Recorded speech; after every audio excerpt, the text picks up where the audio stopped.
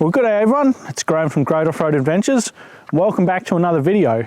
Now, I've done a walk around video of my car before and I've talked about all the modifications we've done. Well, in this video here, it's time for an update.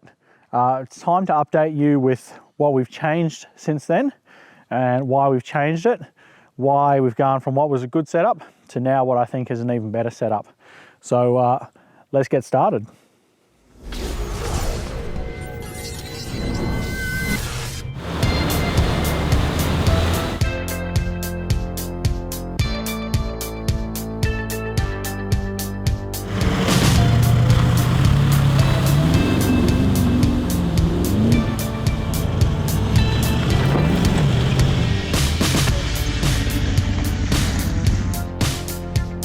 From our spectacular campsites on the most remote of tracks to the workshop and everything in between, your next episode of Great Off-Road Adventures is just seconds away.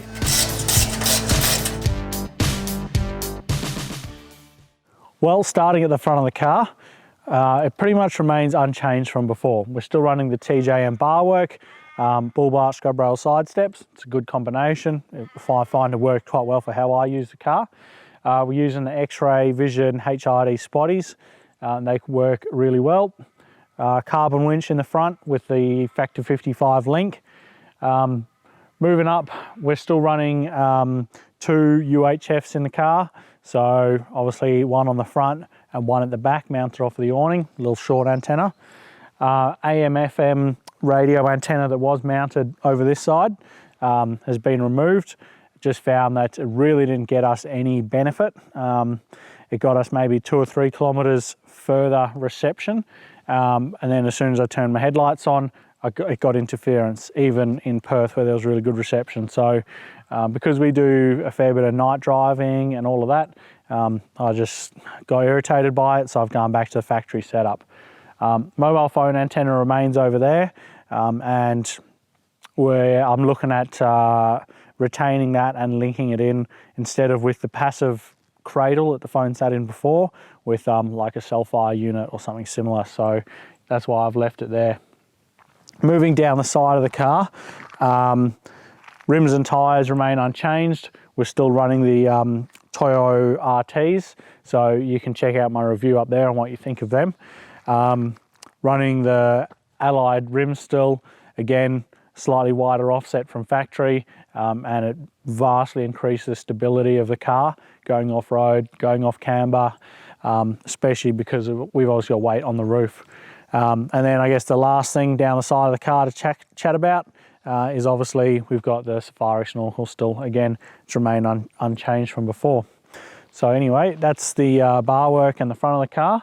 Let's have a quick look underneath and then we'll work our way backwards. Well, you won't be able to see it, but underneath the car, we've changed the bash plates recently. So just after the engine swap, I had noticed a noise coming from the front end. We were able to isolate it to a front diff, and it ended up actually being the pinion bearing had collapsed. So we looked at the cost of rebuilding, putting a locker in, and all that. Ended up being very cost effective for me to actually go and get an entire fully assembled front diff from Toyota, which is what I ended up doing. And again, thanks to Galleria Toyota Parts for hooking me up. And yeah, we end up putting that in. So now there's no more noises from the front end. And again, that pinion bearing failure, guys, it's not as a result of how I've used the car. It's not as a result of lifting wheels up and smacking them down. It's not like I've chipped the ring and pinion or anything inside. It was a pinion bearing. Which unfortunately it's just an age-based failure. So if I was able to isolate a particular incident that I damaged that front diff from, that would have, would have not occurred if I had had a locker or something, then I probably would have gone about it differently. But seeing as it's just an age-based failure, I've decided to just put another front diff in and not worry about upgrading it just yet. So yeah. When the front diff went in, we also fitted a set of the Dash off-road bash plates, and they're nice and strong. One of the big things I like about them is they've got ventilation slots in them. So that issue that I had when I was going up north where the front diff pushed the oil out because it got too hot, we shouldn't have that issue because there's a bit more airflow through there now. Recovery points remain unchanged, and suspension pretty much remains unchanged. We're still running 3-inch lift at the front, 2-inch lift at the back. What we did do though was just change our spring rates a bit, so we didn't have to run as much air in the airbags. So yeah, still running a diff drop, still running upper control arms, and that pretty much covers the underside of the car. So we'll talk about the under bonnet stuff quickly, and then we'll move on and talk about what's happening inside the car and what we've done changes for camping. Well guys, talking about the under bonnet of the car, obviously the big one is we dusted that engine. You know, obviously that's been a slow process of damage that has occurred over probably a long period of time. But obviously we found that damage out at the start of the year when we did the compression test. So we're now running obviously a new engine, and that process was fully documented, how we found out and what we did to repair it all. So you can check that all out in the link in the corner. But pretty much everything in here remains unchanged. We're still running our diff breathers over there, our secondary fuel filter setup, catch can in the corner, split the front batteries. The only thing I've done is I've updated the full river battery, which I only got 3 years out of, so I was a little bit disappointed, which was only a 120 amp hour battery. I've updated it to a SSB, which is a 130 amp hour battery, so I get a little bit more power. SSB battery is 5 kilograms lighter than the full river, and it is rated for under bonnet use, and that's included in the warranty. So we should obviously see a bit more lifespan out of the SSB battery. So we should get some trouble-free running of all our auxiliary power stuff through that. So yeah, pretty much nothing's changed under the bonnet from before, other than we've updated that battery, but otherwise everything else is laid out the same. So yeah, finishing up with that. Now we get to move inside the car and start seeing some of the fun stuff. So let's go have a look. Right, so let's chat about what's happening inside the car here. We've moved the scan gauge and the EGT gauge up to the corner on the windscreen here. So that they're more visible whilst I'm driving, they're easier to see. I don't have to take my eyes down off of the road. In terms of other driver controls in my area here, we've kept the iDrive, find it works really well. When we want to increase throttle response, we can. When we're off-road and forward driving over rough terrain and we want to sort of make the throttle less responsive, especially when your foot's sort of bouncing on it, we can put it into that economy mode or E mode and slow it down so we get better throttle control. So retain that. We've tidied up all our switches here and we've labeled them. So no longer do I just have the rocker switches. I've actually now got the push button light force switches. So we've got our orange dust light switches here, and I can change the pattern on them with the red button. And then on the right hand side, we've got our driving light, so our spotlights and our roof lights there. We've still got the switch for our auxiliary fuel transfer, and obviously the little gauge is tied into it. We've still got the compressor. By my left knee, we've got electronic brake controller and the switch for the lockup kit for the torque converter. So again, that is remaining unchanged from before. What we do want to add though is we've got one last blank here, and I want to add some rock lights or puddle lights, so that when we're going off-road at night or when we pull up to camp, we can turn it on and just illuminate the immediate area around the car on the ground, so we can see sort of what it's like. Moving across the dash slowly, head unit remains unchanged. That's still the Eclipse unit that was in there before. It is, I guess, dated compared to some of the stuff that's out there today, but it does the job for us for now. It still has hookup to my iPhone, so I can still play music when we get into remote areas, so we can still have the tunes going. Has reverse camera, you know, sort of does everything that we want from it for now. As you can see over here, we've still got our two-way radios. We have added a couple things and we've tidied up a few things. So no longer do I have any navigation units up here on the windscreen. Just got too cluttered for me, and it's just started to obstruct my vision too much. So I got rid of it. We are using the RAM mount here for the iPad on the seat, and that seems to be a really good mount. It's super easy for me to use, especially when we're going off-road. I can have a quick look. It's within arm's reach. I'm not having to try and reach up here anymore. And then tucked in behind it, and this is part of the reason why I removed the mobile phone cradle, is I've now got the Coden NGT, which is a HF radio. So that'll allow us to have pretty much communication anywhere in Australia when we're on our trips. So we're able to do daily check-ins or twice daily check-ins to let everybody know that we're all okay, and we can request assistance and that sort of stuff through the radio network as well. So we've got it, and the antenna's mounted on the back, which I'll show you that when we move backwards. But yeah, pretty much that is what we've changed sort of in the front driver section here. We've just decluttered the windscreen, found homes for stuff elsewhere throughout the cab, just to neaten and tidy everything up. So let's jump into the back row, and we'll show you what we've done around the cargo barrier in terms of charging all our camera gear and storing a few other bits and pieces that are essential and you must have in the car when you go traveling, I feel.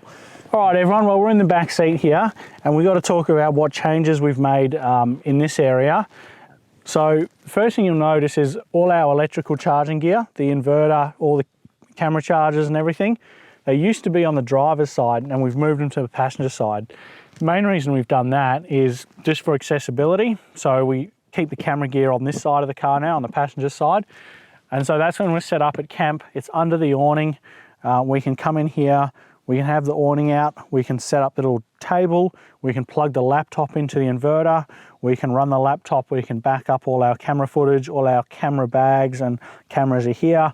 We can then check the status on batteries, we can swap them over, we can charge them. It saves going backwards and forwards around the car. And it just made sense because it was all under the awning, which protects it from obviously any sort of moisture damage and stuff if it's raining and we've got to get in here whilst we're camping, that sort of thing. So that was the main reason for the change. Obviously the other things that you'll see is we've got this stuff hanging off the roof. So we've changed rooftop tent again, and I'll run you through all that when we get to talking about the rooftop tent and what change we've made for camping. But we've gone with a very slimline rooftop tent. And so we can keep the sleeping bags and the blanket in there, but we can't keep the pillows in there.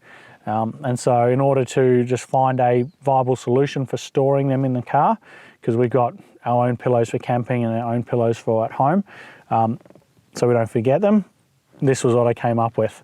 So just an elastic cargo net from, I think, Super Cheap Auto, cost me $20. I already had the bungee strap lying around.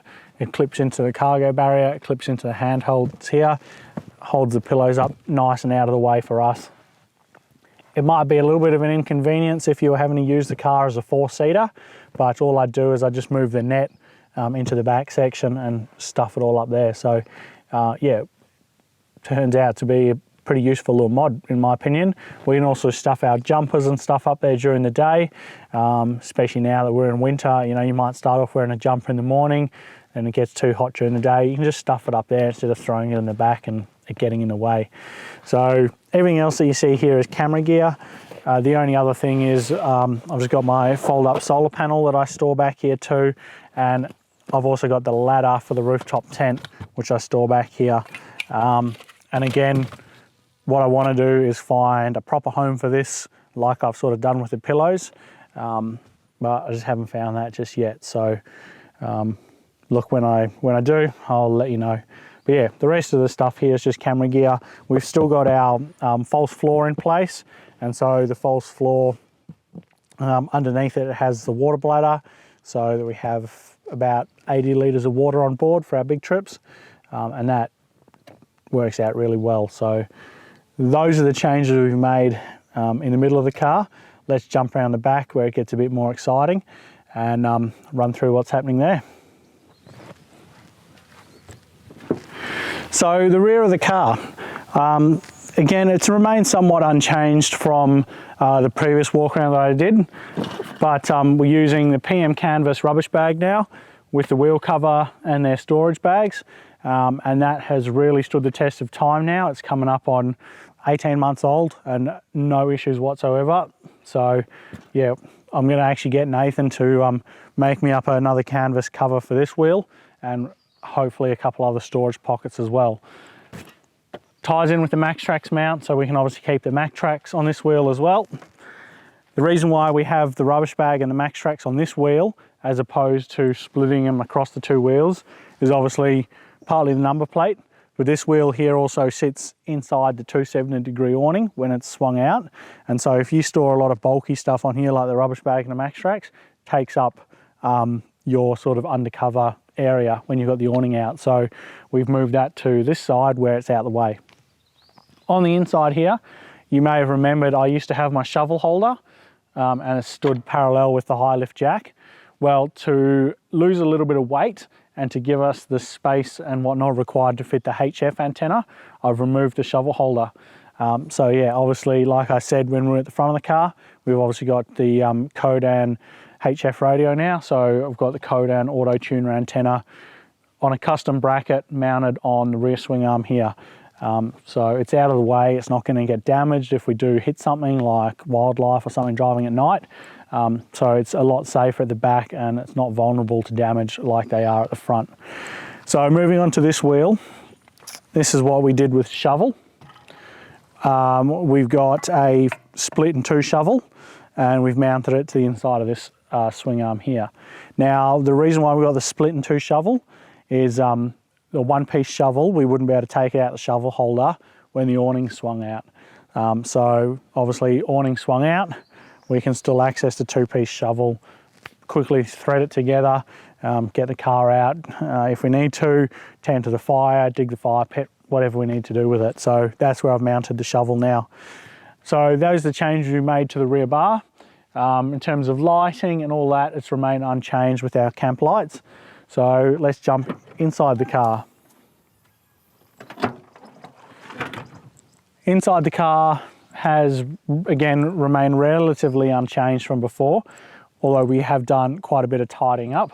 So camp chairs and stuff are still in here from the other weekend, but this is our main sort of storage area. So that's where we'll store the chairs, the Weber, and we've got plastic boxes which stack where we keep our food, so that can all fit in there.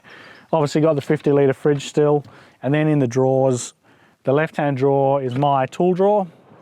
So this is where I have all my tools for camping and for sort of maintaining and servicing the vehicle whilst we're out and about. You know, mainly when I say that, it's just for any breakdowns and repairing them. So that's there. And the right-hand drawer, again, still our kitchen drawer, so that's remained unchanged, but we have tidied it up.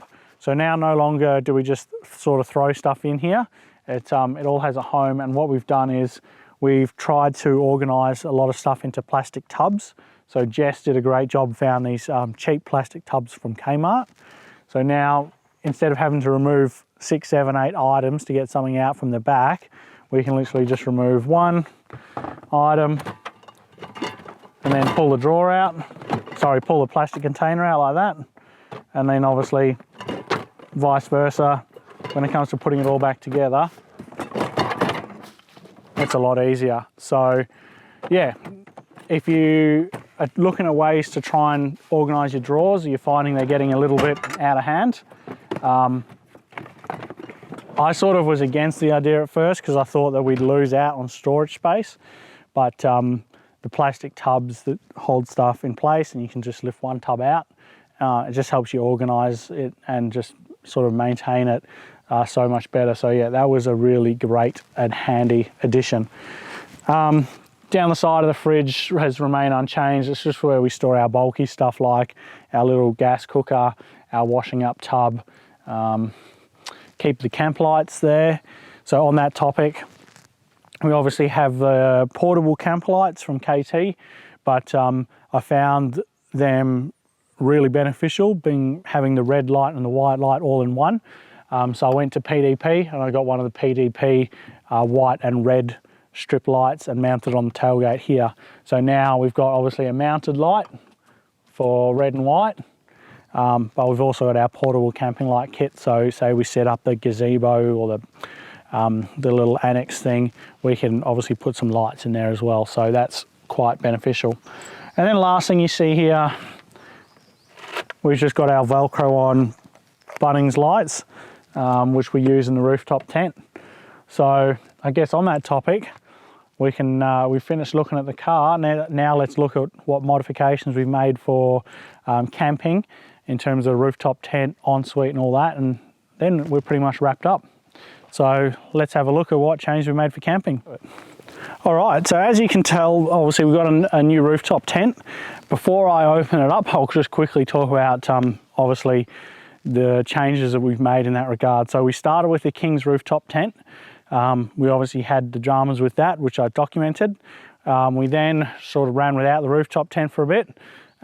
We bought an Easy On Dart at the end of last year. We ran that over Christmas and through the start of this year. I just found it uncomfortable, so I found that my feet would, my toes would hit the roof when I lay in there, and I really just felt the mattress a little bit uncomfortable too. We tried with the mattress topper and didn't find it made too much of a difference.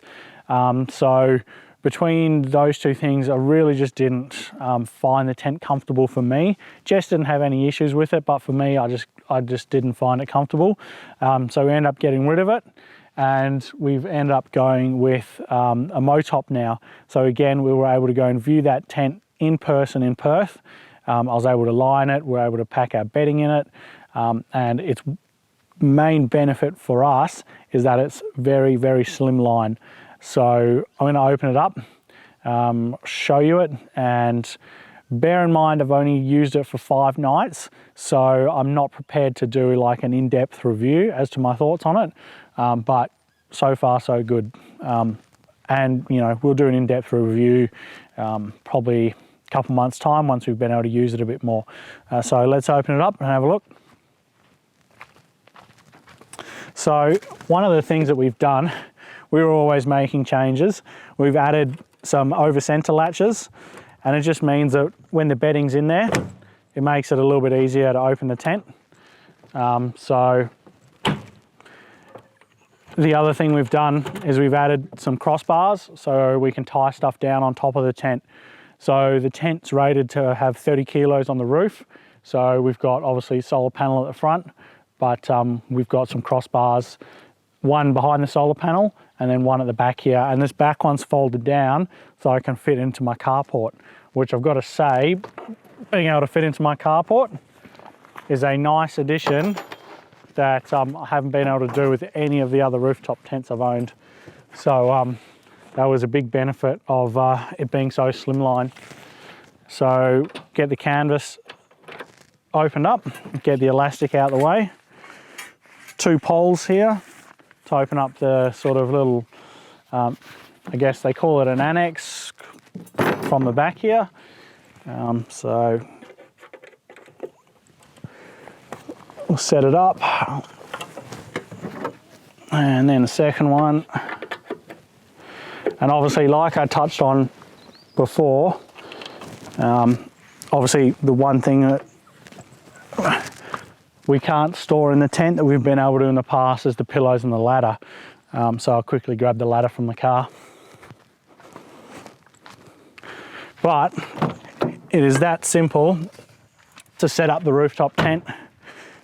So again, simple for us is a big deal when we go out camping. We don't want time-consuming setups, time-consuming pack-ups, because on top of our setting up and packing up, we've also got to be filming, and so it just makes it a not so enjoyable experience when you're running around the whole time filming, and then you're holding people up because you've been filming. Now you've got a laborious setup or a laborious pack up and that sort of thing. So quick and easy and simple is the big one for Jess and I on our trips. So that's the tent done. Inside already is the sleeping bags and blanket. So literally all I'd have to do is just open the door, throw the pillows up. So then the other thing that we've done, again, quick and easy setup, is we've now got a quick pitch ensuite, so quick ensuite. So 2 latches, simple as that. 2 bits of Velcro. Let the canvas unroll.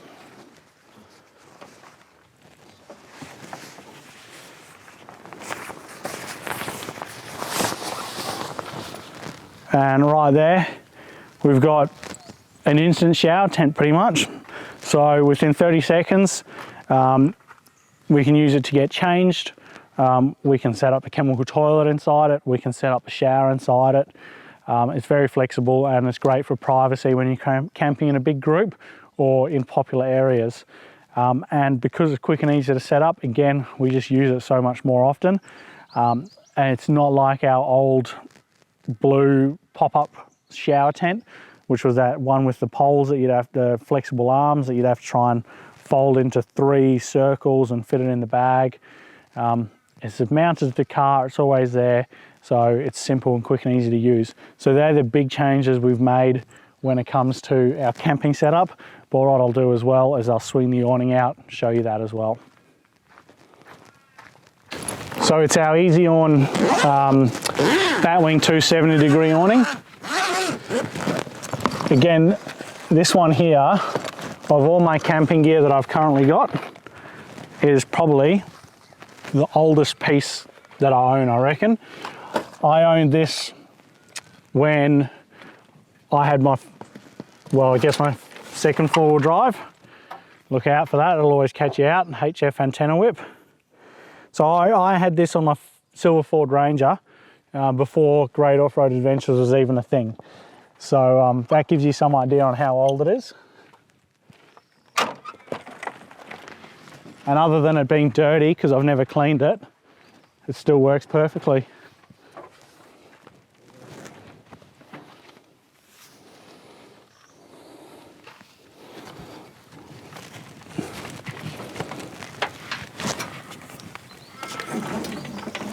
So yeah, job done.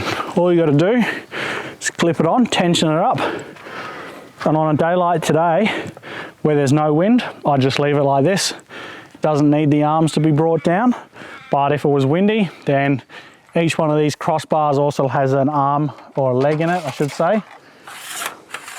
So if it was windy, I just put the leg in like that. The leg has a little foot on the bottom, so you can hammer it down, peg it. You don't even need to put out guy ropes because this little locking tab here locks it tight so it can't go up, can't go down, and obviously it's pegged into the ground. Well, there you go. You've gotten a full walk around of the car. We've obviously gone into quite a bit of depth with the changes that we've made, albeit a lot of things have remained unchanged as well. So if you found the video useful, I want you to go down there, smash that like button. You know, if you've enjoyed it and you enjoy the channel, then go over there, smash that subscribe button. And over this side here, you'll find obviously some other videos to watch. You know the deal, guys. Happy, safe adventuring. Stay safe on the tracks and trails, and we'll see you in the next video. Cheers. Well, just a reminder that you can find us on Facebook and Instagram as well. So come over there, interact with us, and see what else we get up to.